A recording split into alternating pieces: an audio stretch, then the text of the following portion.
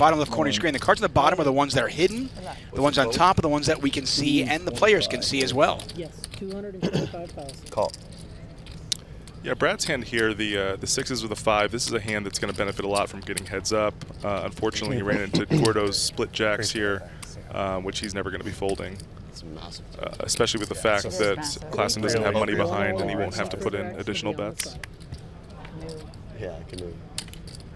Brad Ruben, by the way, on the left side, just caught a 6.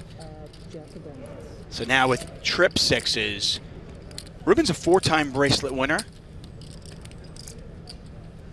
Has a whole family, as an army watching him at home. His girlfriend Sunny, his parents, his 2 brothers.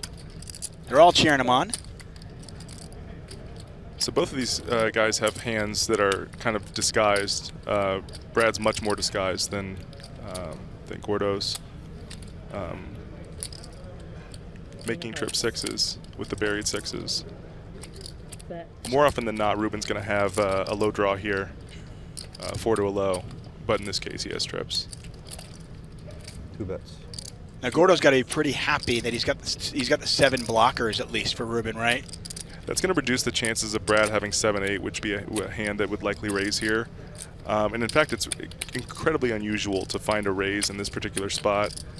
I suspect that Gordo's probably going to sniff out that he's in rough shape. I think I would put Brad on trip sixes, rolled 5s, which would be 3 5s. Buried aces would be a possibility.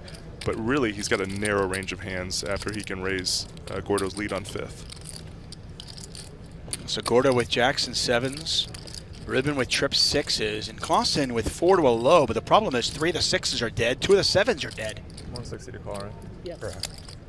Call. Stud 8, just a fantastic game. There are 6s new. Wait, does he have quads? There are 9s He new, appears to have all of the 6s. For those of you who are new to Stud 8 or better or any poker variant, quads are rare.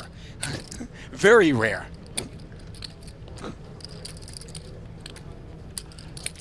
It's hard to come up with a hand that Gordo is actually faring well against. It's hard when these pots get super bloated, but I think he's got to have trouble coming up with too many hands. I mean, even if Ruben doesn't have trip 6s or rolled up 5s, he could even have like aces in the hole or something, right? Exactly. I think the worst hand he can have here is aces up. Yeah, aces and 6s. And Gordo's in rough shape against that. Klassen, by the way, did not improve. And Christopher Klassen is going to get eliminated here. Lost in all of this. Quads, Gordo trying to figure out where he's at. That's kind of a maneuver that's used sometimes. He's going to pay him off, though. Quads. You guys will find out. Heads up.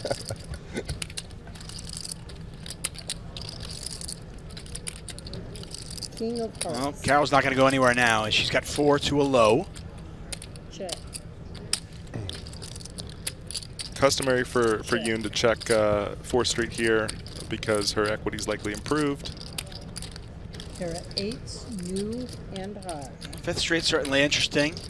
There's Fuchs now with a pair of 8s and 4 to a low. Yoon with a pair of kings and 4 diamonds. And you can see the equities in the bottom left corner of your screen. Yoon is technically ahead right now with a king, since Fuchs does not have a low yet. I suspect Brian's going to bet here. The equity shifts to his favor on this street. He has an 8 in his hand, which is kind of nice to have in this spot. Probably he has to imagine that Fuchs probably has an ace as well, and the fact that he caught one makes it less likely she'll hit one. Or 6x4 or something like that. Ooh, 6th Street, certainly not favorable. As Yoon has now made 2 pair, and Fuchs gets a brick.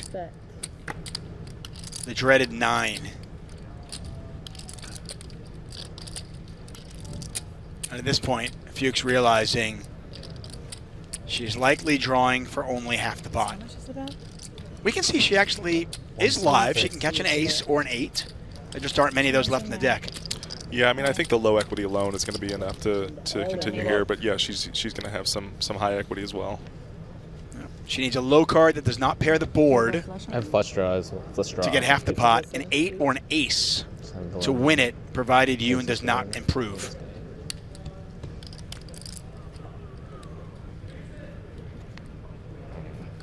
He's made a full house. Nilo.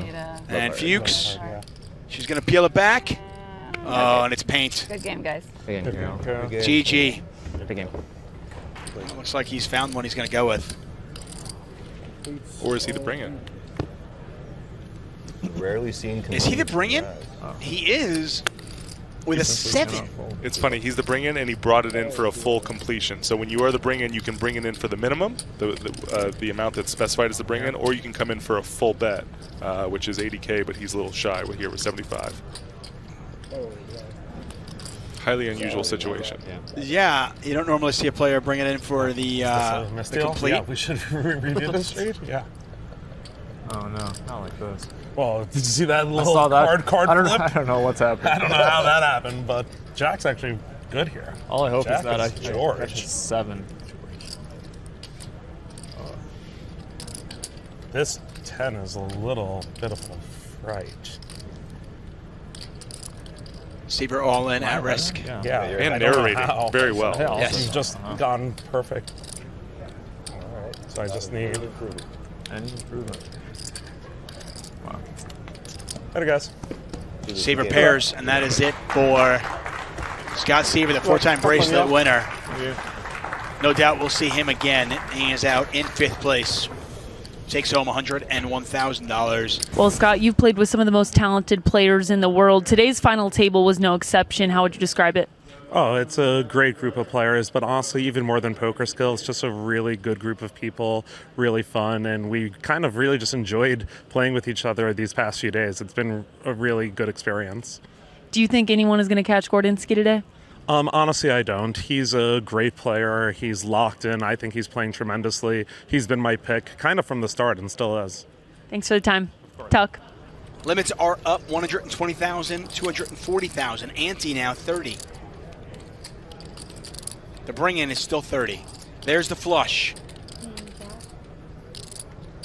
Just in case the flush isn't good, he's got to redraw to the straight flush. You think he's worried about his flush not being good? Probably not. So it's a question of how he wants to play it.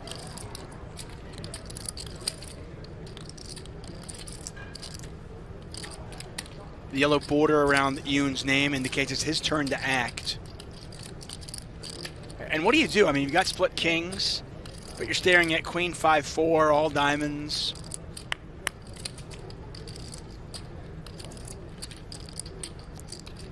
It's hard to fold split kings, but I feel like this is a situation in which you can probably find some folds.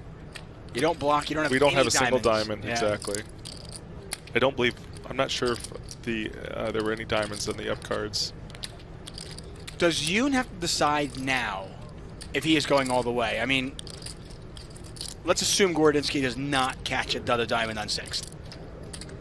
People usually call 5th Street Decision Street instead. Like, if you're calling 5th, then you tend to be calling down.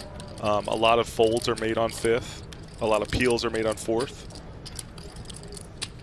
And this is kind of the thing I was bringing up. Gordo doesn't catch a diamond on 6th. Now what? There's exceptions. I mean, like, if he catches a diamond on 6th, that changes things. If he catches, another queen, that could change things. He's the blues. Scary. Blues are in play. And this is basically Brian's tournament because he's not going to call 240 here and then fold his last 70. Yeah, it does seem like if you're going to call 5th and nothing changes on 6th, you have to call 6th, and then you once again have to call 7th. We can see that Brian Yoon is drawing dead. Be rooting for Alex. I'm rooting for you not to open bet the river. We're all rooting for that, I think.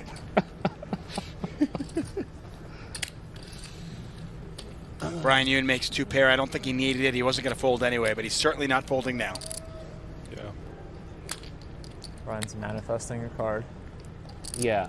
I'm just going to check dark, I think, in this situation. Oh. Yeah. I didn't get what I really didn't want to see. The open bet. There. All right, I can't fold this. Nice hand.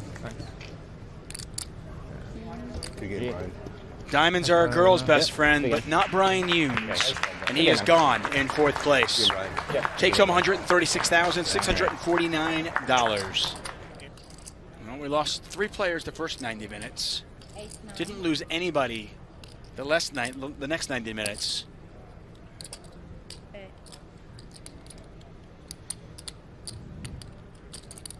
It might only take us about 9 minutes to lose 2 more. As you can see, Gorodinsky, a 3-2 favorite to win the hand. Yeah, Brad's in a tough spot here. You know, he blocks Gordo from making a pair of aces here. He thinks his ace king could be good in this spot. He's got 3 diamonds as well, right? Yeah, and in the world where Gordo just has split 9s, he's got great equity versus that. You know, as we can see here, 38%. And unfortunately for Ruben, Gordo is actually blocking him from making an ace, a pair of aces or a pair of kings. No help on 5th, which is just fine for Gorodinsky, as he is now a 3-1 favorite. And I believe that's all of it. 165. Ruben is all in for his last 165.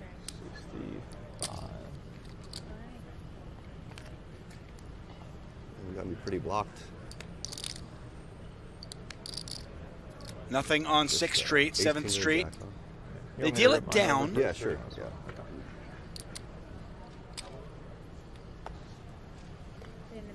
Gordo will quickly turn it over. Walker. This? All right, you got it. And Ruben does not make a pair. Says you got it. They exchange handshakes. And Brad Ruben, 4-time bracelet winner, has every reason to hold his head up high. He'll earn himself $187,000 for his 3rd place efforts. Oh, we got a pair over a pair. Riz. All right, I got 3s. Chips are going in. The chips are going in. Now it is stud 8 or better, so Livingston does have some backdoor lows that could come through. Me, I guess. With a duck. Good additional card to have. An ace is a good card. Ace of spades, I'd take that. This one's gonna end in a chop. I feel like. This is a small thing, but I feel like maybe waiting for a 4th Street. That's King is not that bad, actually. King's not that bad. It's not a King's queen not that bad. No, for Gordo. Still not that bad. Well, He's got pocket jacks, queen 8. The king's pretty good, actually. I mean, it's not good, but small card would have been better. Like if Alex catches a king and Gordo catches a queen, he can actually fold caught the 4th. ace of spades. I caught an ace. There you go. Interesting run out here. Gordo with a pair of jacks, still ahead. Livingston with a pair of 3s. Can catch an ace, a king, really any pair. I don't mind the straight draw sweat. If Gordo does not improve. No, don't have a come backdoor on. flush draw. You do. Too easy. The 2 across. He's got a pair. 2 pair now. I got a low draw, and I can also hit aces. This is a good sweat. I can hit aces up, kings up, trips, or a low draw. Read it right. Livingston looking for an ace, a king, a 3, or a low to chop it up. Gordo has jacks up right now. You got it. No cross here would be your best sweat. I don't ever sweat them. I'm just going to flip it really fast. Right. I'm going to wait for you. All right. Gordo does not improve. Livingston. Dude, the lights are moving. You ready to win your 3rd? I wouldn't say no. I wouldn't say no. With the peel, the 9 of diamonds. Wow. Hey, man. Yeah, really good. Well, Mike, you came in today with the chip lead, and you really left no doubt. How did you maintain dominance the whole way through? I got really good cards. I just ran really hot. It was nice. Fun day. Bracelet number 3, and your first since 2015. How would you reflect on the journey to acquiring this one? It felt like a long time. I mean, I don't know. It's kind of how poker goes. You have some years where you just don't have any results, so it feels good to put one on the board. Well, with that, it is my honor to present you your 3rd World Series of Poker bracelet. Go ahead and hold it up to that camera. There he is, Mike Gorodinsky, the winner of the $10,000 H.O.R.S.E Championship. Tuck? Gordo, as he is affectionately called, takes it home. He earns himself over $400,000 and his 3rd bracelet. Coming up on Wednesday, we've got a $25,000 PLO high roller. For everybody here at PokerGO and at the World Series of Poker, for Andrew Barber and Natalie Bodie, I am David Tuckman. Thank you so much for joining us. We'll see you Wednesday. Good night and goodbye.